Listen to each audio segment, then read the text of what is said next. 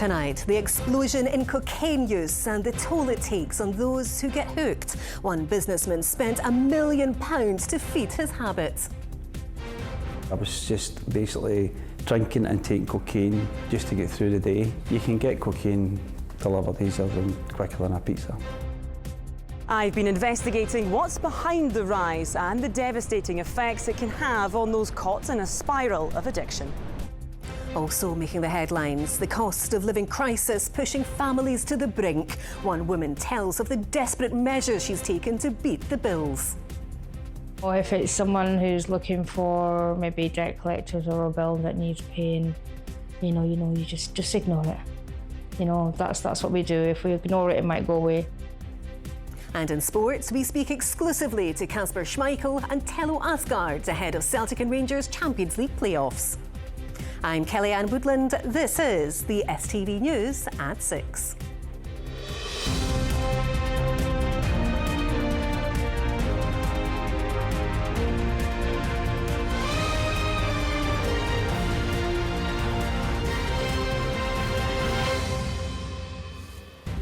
Good evening. Once the preserve of celebrities and those with money, cocaine use in Scotland has skyrocketed. One recovering addict told us the drug has become socially acceptable and can be delivered easier than a pizza. Addiction experts say people shut out of mental health services are turning to stronger, larger doses to self-medicate. And Scotland's new drugs minister admits more can be done. Our political reporter Laura Alderman investigates how this crisis took hold and what can stop it. It's 7 o'clock on a Sunday evening and volunteers from Cocaine Anonymous are setting up for their meeting here in East Kilbride. A steady stream of people begin shuffling in. Every week, more chairs are needed. In the last 3 years in East Kilbride alone, we've went from 2 meetings a week to 7 meetings a week. So it gives you an idea of the problem. It gives you an idea of this stuff actually works. Well, certainly there's a lot more young people coming to meetings, a lot more women coming to meetings. It's bringing young people to their knees a lot quicker, and they're coming through the doors of Cocaine Anonymous quicker. Cocaine is a highly addictive drug and delivers a sense of euphoria, then paranoia and anxiety. It can also increase the risk of stroke, heart failure and heart attacks. But more people are dying from the drug. The number of cocaine-related deaths is now more than 10 times higher than it was 9 years ago. It's now the most common drug in post-mortem toxicology after heroin. And powder cocaine is now the most commonly reported substance in specialist drug treatment assessments. With cocaine addiction, there is no happy ending. You lie, you deceive, you do anything you can. You put your addiction first. You put it before your own children even. Rory has been in recovery at Castle Craig Hospital in West Linton for 4 weeks now. I'd say it was about 3.5 grams a week of really strong cocaine. I found myself ordering it every couple of days. The only times I stopped were probably to give myself a break physically, my nose, my sleep. Subconsciously I knew I was addicted, but I was refusing to admit it to myself. Is it just a social norm now, this drug? Yes, that's a terrifying thing about it, is that it's become socially acceptable, and it absolutely should not be socially acceptable. Say like Friday, Saturday nights, it's most probably in almost every busy pub up and down the country, you can find cocaine in somebody's pocket. It is a crisis and it's not been taken seriously enough. It becomes to a point that it's life or death. I managed to pull myself out of that, and it was very, very, very close. Mark is in his 50s and has been taking cocaine on and off for 30 years. He reckons in that time he spent more than £1 million on cocaine and alcohol. I was just basically drinking and taking cocaine just to get through the day. You can get cocaine delivered easier than quicker than a pizza. A couple of times I went to football matches and there's guys taking in the toilet. Sometimes we don't have enough resources at all. To me, it's way past epidemic levels, to be honest. Something has to change because we're going to go through a whole era of kids that don't even understand the whole consequences of this drug. Referrals to Castlecraig for cocaine addiction have more than doubled in the last decade. Patients are getting younger and many are using the drug to self-medicate. So I'm seeing more people with anxiety disorders and PTSD or depression who are using cocaine because they feel like it is helping to treat their mental health problem. Unfortunately, they often don't realise until it's too late that actually it's making the symptoms worse. Although they're seeing more patients here, only around 20% are NHS funded. I am concerned that we're often 2 steps behind the trends in terms of drug use. There's still a real lack of people being able to access treatment like ours. Building capacity in residential rehab is something Scotland's new drugs minister says her government is committed to by offering at least 1,000 funded beds per year. I absolutely accept that the changing pattern of drug use in Scotland is a challenge that we have to rise to and have been trying to rise to. Can we do more? I'm sure there is more that we can do. Now, on the road to recovery, both Mark and Rory hope others will learn from their experiences. My biggest achievement in my life has been breaking this pattern of addiction. I've now been educated on addiction, and this is a journey that I'll need to continue, which doesn't have any ending to it, because it's always sitting there waiting on you. That's what addiction is. Laura, you've spoken to a lot of people while investigating this. What else have they been telling you? Well, one person told me that cocaine has essentially become the new alcohol in that it's taken so openly, so brazenly, it's become socially acceptable despite being a Class A drug. And the fear then is that there's a real risk of creating a whole new generation of young people who are completely addicted to this drug without even realising it. And we've heard what the Scottish Government is trying to do, but what about the police? Well, the police told us that they remain focused on targeting individual and organised crime groups, and in 2 months of this year they removed £8 million worth of drugs from Scotland's streets. But in a few weeks' time, Scotland's annual drug-related death statistics will be published. We're expecting again to see cocaine playing a real serious role in continuing harm, and we all know the effect that that can have on users and the family that they often leave behind. All right, Laura, well, you'll stay across those statistics for us. Thank you very much indeed. And if you've been affected by any of the issues in Laura's report, there are some details on screen which might help. It's almost 4 years since we first started talking about the cost of living crisis. Since then, we've spoken about how prices have gone up in almost every aspect of life. Now, new data shared exclusively with STV News shows that crisis continues to bite, and for some has worsened. Well, Ollie Dickinson has been crunching the figures, and Ollie, it really does feel like there's no end in sight. These figures make for some grim reading, Kellyanne. So they take in the first 6 months of last year compared to the first 6 months of this year. They're from the charity Step Change, and they told us that families seeking help owed their suppliers, when it comes to energy debt, on average almost £3,500. That's up by more than 40%, and it's no better on council tax. That figure has gone up by 13% to more than £2,300. That sounds pretty grim, Ollie. What impact is it having? Well, it's having a huge impact when it comes to us turning to credit cards to pay major bills. 2/3 of us now have credit debt from everyday costs, and that is, as we know, an expensive way to pay our bills and can lead to more debt. And while prices go up, remember, even falling inflation means things are just getting more expensive a bit less quickly. It means for many of us, it's not getting any better. In fact, it's getting worse. You know, if it's someone who's looking for maybe debt collectors or a bill that needs paying, you just ignore it. You know, that's what we do. If we ignore it, it might go away. Like millions of others, Zahada is struggling to make ends meet. Rising costs and mounting bills mean the mum of 2, who has debilitating arthritis, regularly goes without food and warmth. I cannot afford to put my heating on.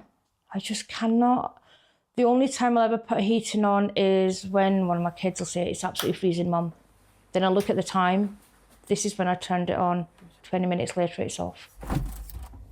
As a mother, you have to, it doesn't matter what age your children are, you don't say anything out loud, you just keep quiet.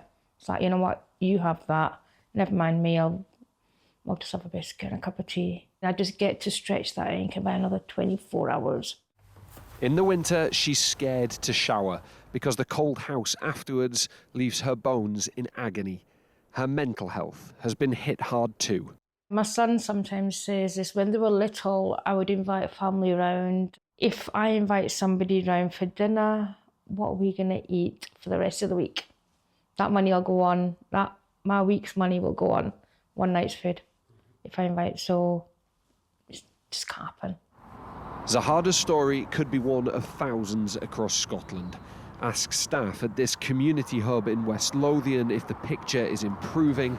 They'll all give the same answer. Absolutely not. I think at this point, calling it a crisis is a bit of a stretch because it's just the normal.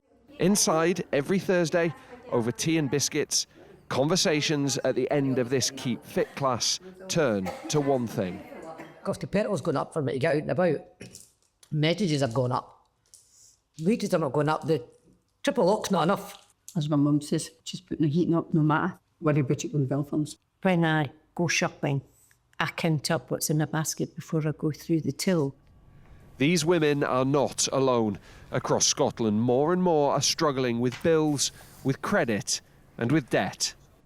Although inflationary pressure has reduced over the last couple of years, we're still seeing a huge increase in energy arrears. And then what they do is they borrow from credit cards, and we're seeing a 65% increase in credit card debt to just make ends meet day to day. In homes, on streets, up and down the country, it's clear the cost of living crisis has evolved into a long-term battle, which many are losing. Ollie Dickinson, STV News. A teenager who survived an attempted murder in which a woman stabbed him with a broken bottle has said the attack destroyed his life. Connell Morrison told STV News he almost gave up on going to court after a long and difficult journey to his attacker's conviction. A warning: Caitlin Hutchison's report contains images of stab wounds that viewers may find distressing. So talk me through exactly what happened here then. It was round about this area here. Connell was just 16 when a stranger tried to kill him with a broken bottle in Glasgow city centre. I get stabbed there. Is that the lamppost there where it happened? Where I collapsed over there, yeah. 2 years ago, Connell and his friends noticed two girls in distress with a woman. They intervened and led the girls around the corner, but later met the same woman and a man. An altercation took place and 43-year-old Paula Macaulay stabbed Connell in the neck with a broken gin bottle before fleeing the scene. I remember looking at the lights kind of here, my eyes started flickering, and one of my friends had shouted that I'd been stabbed. Somehow I've made it all the way over to there, kneeled down and kind of lay on my side, and then it was really, really scary. He was taken to hospital where he needed life-saving surgery and a blood transfusion. It took 14 staples to close the wound in his neck. You still have the scar. I can see the scar quite clearly. I've still got nerve damage in it. It was 2 centimetres away from my main artery. After initially denying the charge and being on bail for 2 years, last month Macaulay pleaded guilty to attempted murder. She was sentenced to 5 years and 9 months in prison. Connell says the sentence brings some relief, but also frustration. It was exhausting, to be honest, because I wanted it to just be finished and get it done with. I was actually thinking about just leaving the court case. I just felt like it was just a waste of time, to be honest. So it was tough, but yeah, are you glad it's something that you've done, seen through? I mean, yeah, she's still going away, I suppose, but it's... she destroyed my life, to be honest, with all of that one moment. So I think she's got off really lucky, to be honest. For Connell, the court case may be over, but the recovery continues. I've really lost myself as a person, but rediscovering day by day. Life goes on. Rebuilding? Yeah, absolutely. Caitlin Hutchison, STV News, Glasgow. A man has been jailed for 5 years after being pictured holding a shotgun to a woman's head over a £30 debt. Gary Strachan left the woman in tears after pointing the firearm at her cheek and then her forehead in August last year. The 46-year-old was caught after the victim took a photo of Strachan holding the gun. 3 masked men have stolen a cash machine after crashing a pickup truck into a shop front in Bridge of Weir. CCTV shows the moments the van is rammed into the Co-op store in the Renfrewshire village around 4 o'clock this morning. I just work across this morning. We came in and it's quite shocking. Never happened such a beautiful village here. It's the first time. This is our most trusted shop. I stay around and I work around. Even when we are at work, we quickly come and grab something in here. It's unbelievable. I'm absolutely incredulous that such a thing could happen in this village. It's a very quiet village. It's unbelievable the damage they've done. Now, sport with Rahman, and it's a big week for Champions League and the Old Firm. Absolutely, Kellyanne. The Champions League is the promised land. Clubs can earn upwards of 40 million quid if they qualify to the league phase. That's what Celtic and Rangers are both trying to do, and we've been speaking to players from both camps ahead of this week's first legs.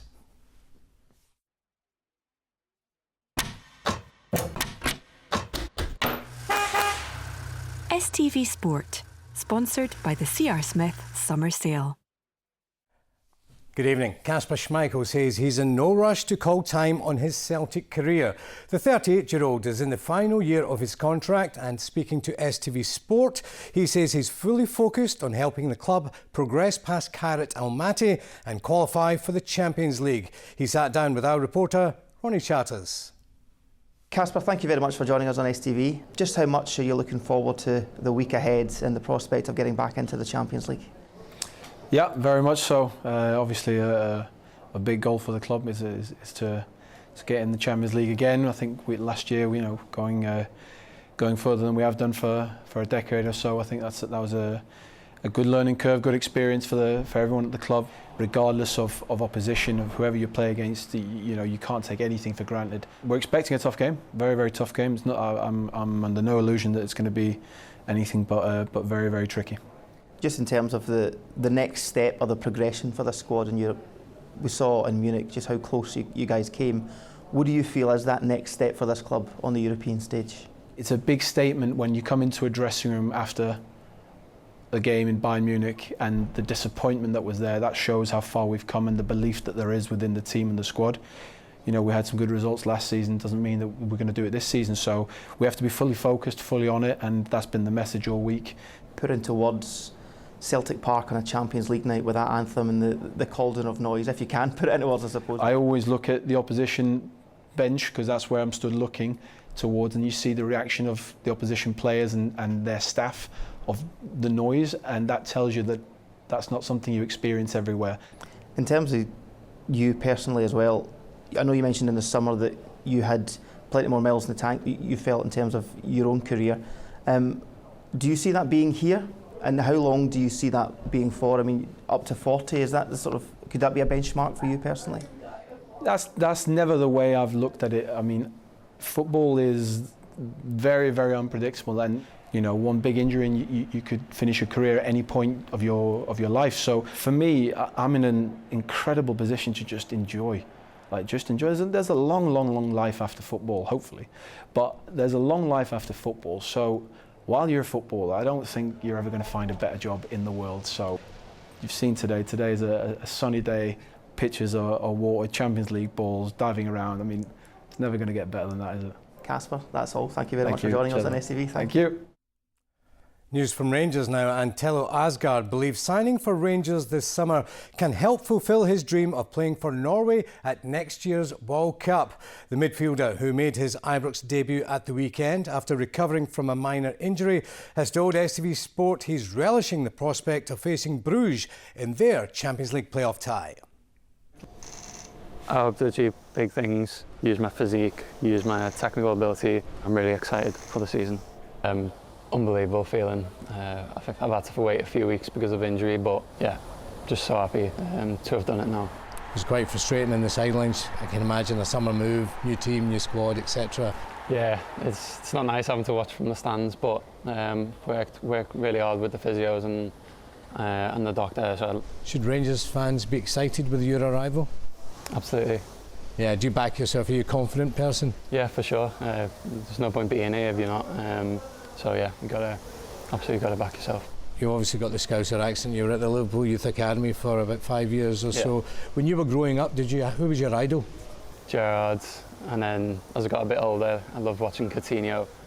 like to think I base my game off a little blend of them two. There's some names to live up to, aren't there? Absolutely. I'm here to write my own story now. And what do you think that story can be? I don't want to put any limits on it because I feel like we can have a really strong season. You won your first cap for Norway in March, I think it was. How was that feeling? It's what I've dreamt of. Do you think moving to Rangers can help in terms of you earn more international caps? Yeah, I think so. A big goal of mine is to play in the World Cup next year. And how much of coming to Rangers might give you that platform to be heading to the World Cup next year? I think you're right. Yeah, I think playing European football helps. And the team needs to beat Bruges to reach the league phase of the competition. How do you fancy your chances as a group? We'll go into any game thinking we can win, and obviously it's a strong opposition. We played them in pre-season, so we have a little bit of know-how on each other, but you know, like I said before, we back ourselves against anyone. Well, Rangers expect to receive international clearance for latest signing Jayden Megoma to be available for their playoff against Bruges, but Cyril Dessers is touch and go to be fit. Rangers struggled in their 4-2 win against Alloa in the League Cup at the weekend. You have to roll with the punches here for sure, and I think early on we understand we were going to have a bit of pain to go through. We have to win while we're going through some pain. I spoke to the players this week about they have to enjoy, they have to play with a bit more joy here at Ibrox because it can be so special and so brilliant, and there's still a bit of tension at times. Now to this man, and Robert McIntyre says he wanted to smash up his golf clubs after letting slip a 4-shot lead at the BMW Championship to finish second. The Scot, who led after every round, struggled in his final round. World number 1 Scottish Scheffler took full advantage, and after the American holed an 81-foot chip shot at the 17th, wait for it, here it goes. There it goes. It effectively killed the contest. I still had a chance, and then I mean when he's pitched that in on 17 and then he's hit the perfect tee shot on 18, it's pretty much game over. It's then just you're playing for second place at that point. Right now I want to go and smash up my golf clubs, to be honest with you.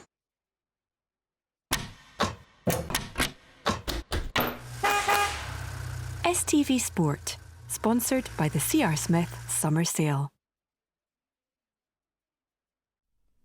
And you know what, Caroline, it's not all bad news for Bob McIntyre. He's broken into the world's top 10 for the first time. He's secured his place in the European Ryder Cup team, and wait for this, he has pocketed a cheque of 1.6 million quid. Not bad for 4 years' work. Not bad. Pocket change for you, Caroline. All right, Rahman, thank you. All right, let's get your weather forecast now with Sean. And Sean, you're back with a tan. Yeah, come on, we're all friends here, no secrets. Most of it's fake, you know that. Remember a couple of years ago when it melted into that white shirt I was wearing during the heat wave? I remember. I spent most of my time in the shops, these new shoes from Portugal. Well, look, you've been on holiday, but it's been glorious here, so lovely. Yeah, it has. Well, you've had lovely weather, I've had lovely weather, but it's not been the same for everybody today. Of course, if you're watching from the East Coast, you'll have known today has been so different for us here, and that is because we've got this easterly airflow from the high pressure to the north of us, and the temperatures here in the Fife Coast today have only been 14, 15 degrees Celsius.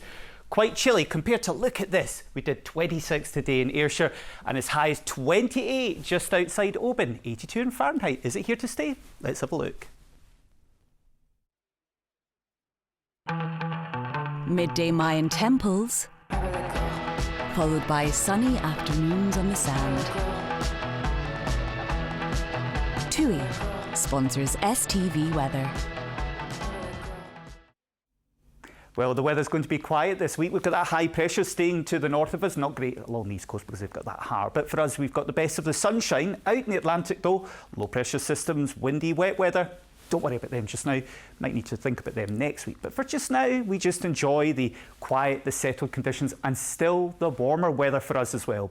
Overnight tonight, dry with clear spells, but the har and low cloud that's on the east coast probably starting to run its way westwards through the central belt towards the lights of Glasgow and Renfrewshire.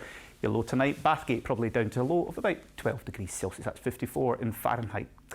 So tomorrow morning we start off with that misty low cloud across eastern and central parts of the country, breaking up into sunshine, and it's going to be another scorcher of a day to come across the Highlands, where we've got the best of that sunshine throughout the day. Top temperatures probably up to highs of around 22, 23 degrees, so feeling lovely in that sunshine. Fresher again the further east we go as we head towards the likes of the Lothians, parts of Fife. We're about 16 to 18 degrees here, but warmer in the west and also across Ayrshire, those temperatures nudging into low 20s as well. Not much changing with the weather Wednesday and Thursday. With the high around, we still hang on to more cloud. Northern and eastern parts of the country, and it's here in the west we've got the best of the cloud breaks, just the risk of the odd shower. So if you've got any plans this week, it's looking pretty decent. Largely dry and quiet, but maybe a bit more changeable as we head into next week. Bye-bye. TUI sponsors STV Weather.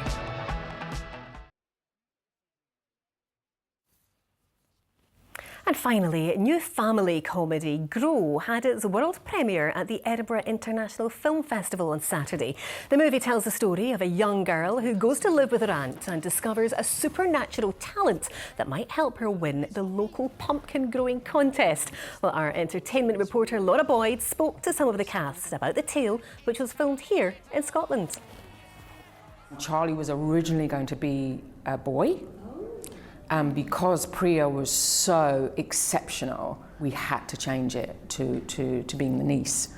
And then from that on, day one, it was like we were joined at the hip. It was so lovely to be with a young and up-and-coming star. She's like nothing like me. The only thing we're similar is about that we're both very big chatterboxes and both a bit crazy. I can attest to that. And she knows what she wants, doesn't she? Yeah, and she will fight and she won't stop until she gets what she wants. She's quite stubborn.